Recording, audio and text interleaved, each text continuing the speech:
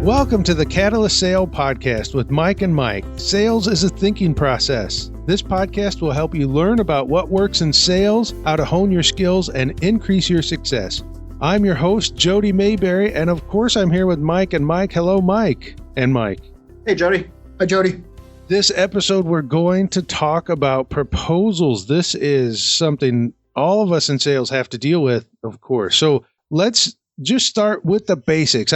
I'm sure everybody knows what a proposal is, but Mike, when you think about proposals, what comes to mind? Well, immediately I think about my daughter. I have a 26-year-old daughter that just got engaged, and that was a successful proposal on the part of the young man. And so that, unfortunately, that's top of mind. But from a sales perspective, what I think about is the proposal is really it's the beginning of hopefully the long-term relationship, but it's a summary of the ground you've covered throughout the sales process to reach agreement, to say there's a problem that needs to be addressed or there's an opportunity you can work on together. And it's the document that formalizes that relationship and really sets the tone for how you're going to work together going forward. Yeah, we've talked in the past about storytelling, and this proposal's part of that story. It's the high points. It is a reflection of what you understand about the business, what you understand about the challenges they've run into, how you plan to address those challenges or how you'll execute on that. It will include things like next steps, so a project management component, and will include, in most cases, pricing, so that there's clear expectations on both sides of what the commitment is, both on the side of the solution provider or the vendor and on the side of the customer. What are some of the common mistakes people make when it comes to proposals? The one that I love and kind of smile about each time I see it is when people reuse the same proposal over and over and over again. And all they do is it turns into a Mad Libs discussion where they incorporate the insert name of company here, insert name of contact here, insert noun associated with problem that organization is running into. And then what ends up happening is they forget to remove one of those inserts or they forget to remove the bracket. And it's really easy to see right through and see that they're not personal. They're not addressing me as an individual customer or my organization as an individual organization. And if that's the way you're going to represent yourself before you get the business, what impression do you think the customer has on how you'll represent yourself after you have the business? Yeah, that's the one that's easy to spot. I think there's a subtle version of that as well. And I see this on occasion, both in receiving proposals from vendors or partners, but I also see it with sales reps, which is having sections that they reuse. And this is the similar flavor that Mike's talking about. It's not the blatant wrong name or wrong company name, but also just the tone and the problem that it's addressing. It doesn't always fit. And so what ends up happening, if you take the time to read the proposal document the sales rep put together, you can feel that in the flow of the document in itself. It just doesn't seem to flow very well. And there are pieces that make sense. And then there's pieces that it's subtle enough that you can tell it was probably written for somebody else, or it's just marketing boilerplate that really the customer skips over anyhow. So it's sort of that subtle flow that's missing that prevents people from really getting into the details of the work you've done. And another challenge that happens, or another mistake that sales reps tend to make when it comes to proposal writing, and I don't think Mike's daughter's fiance made this mistake, is they don't validate their understanding or ask for feedback. So when Mike's soon-to-be son-in-law was interested in asking his daughter to marry him, he asked for Mike's permission and he asked for his feedback and he asked for his guidance. And these are things that you can do with your customers. It's not just about taking a document and throwing it over to see what they give back. It's about engaging them in the process. And I can tell you the most successful proposals or many of the deals that I've put together that are high dollar figure deals, large complex deals, they've always involved some back and forth on that proposal and guidance from an internal advocate on the customer side who can help me say, yeah, you've kind of hit the mark here, or you've missed a little bit here, and you might want to modify this. So that interaction is extremely important. Yeah, I think you're leading to something there that I think we'll talk about in one of our other podcasts, which is that stuff of what we call feasibility in the sales process.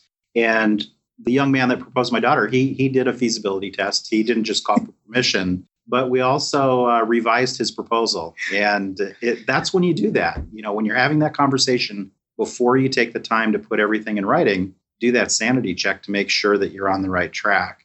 And we completely changed his proposal. And it's not that he would have had a unfavorable outcome, I think, with the approach he was going to take. I think we fine-tuned his approach a little bit. And I think we do that with clients as well when we're having those conversations. What I look at, to me, what is a successful proposal? I look at that and I say it's the proposal that doesn't have to be rewritten. Because too many times we take the approach of creating almost like a menu.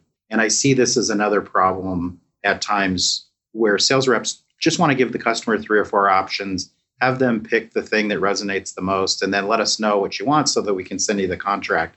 And I think that's the lazy way to do things. My preference is to understand the problem I'm solving well enough and understand the buyer well enough and understand how it's going to add value to the customer that I can write a very effective executive summary. I can include the why and the journey that we covered together when we were uncovering what the problem we're trying to solve. And when I deliver that document, it should address those questions, and it should be, here's the solution, here's the investment, here's the return on that investment, and not be pick A, B, C, D, or E, and let us know which one you think works. You should know that when you're putting time in proposals. And so one way to measure success in proposals is how many times are you having to rewrite it to fine tune it based on the people that are reviewing that document. We started this conversation with a marriage proposal and how that relates to a sales proposal. And I think about when I got engaged to my wife, my proposal was, and this is a true story. We were hiking in a park and I was determined to propose on the beach, but I didn't know the trail down there. So I decided to go down the bluff, and my wife fell and got battered all the way down and ended up with a lot of bruises. But the proposal went fine. But that set the tone of what our marriage would be like, full of adventure. So how can a proposal in sales be used to set the tone or expectations of a relationship? Well, we'd recommend you don't push your clients off a bluff, because that might be a true test for... Building on what Mike just said, one of the advantages of pushing your client off of a bluff at first is you set expectations really low, and you will only exceed things going forward. So I think, Jody, you set the bar nice and low. Congratulations on continuing to overperform your initial experience. If nothing else, it was a great story. And that was one of the things I told the young man that proposed to my daughter was the thing that her friends are going to ask. They're going to ask 2 things. They're going to ask, how big is the ring?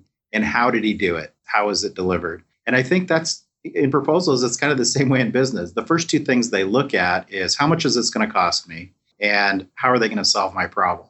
And how did they go about uncovering this opportunity? And so with proposals in the business setting, that's typically what a reader does. They read your executive summary, but the first thing they want to do is skip to your pricing page. And so it's really important to understand that what you're putting out there is very clear so the expectations are understood. Yeah, and by doing that well, you make it less about the number. And this we say this over and over again, but more about the solution, more about the impact, more about what you understand about what's important to the customer and how you're going to help them solve their problem. And if you put the right time into drawing up the right proposal and having the right next steps built into it, you end up accelerating this process and saving the customer a lot of time on things like false starts. If expectations aren't completely understood and they're not documented in a proposal and a plan is not put in place, you may be confused on whether or not you've actually launched. You may be confused on when you're going to launch. So, it's an important document to reinforce understanding on both sides about what's important, what we're doing, and how we would execute. You listed out some mistakes that are very common in proposals. How can we avoid making those mistakes? One way to do that is avoid assumptions. So it's important that you ask the right questions and gather the correct information. And don't be too quick to propose. If you're too quick to propose, then it looks like you're trying to put a customer into a specific checklist or box. I think going back to your bluff analogy, which for now, I have to meet your wife at some point, Jody, because this is going to be a great story. I can already feel it. But I think we all fall off the bluff with customers. And as you mentioned, hey, it turned out fine, bumps and bruises. It all worked out. Fortunately, she loved you to death. And fortunately, anyhow, she didn't die. So that's good. But no, seriously, I think as sales reps, we fall off the bluff a lot. And I think the idea there is that it can all turn out fine. And I think you can ultimately be successful. But remember, as a salesperson, what you're really trying to do is save your client time and you're trying to save your own time.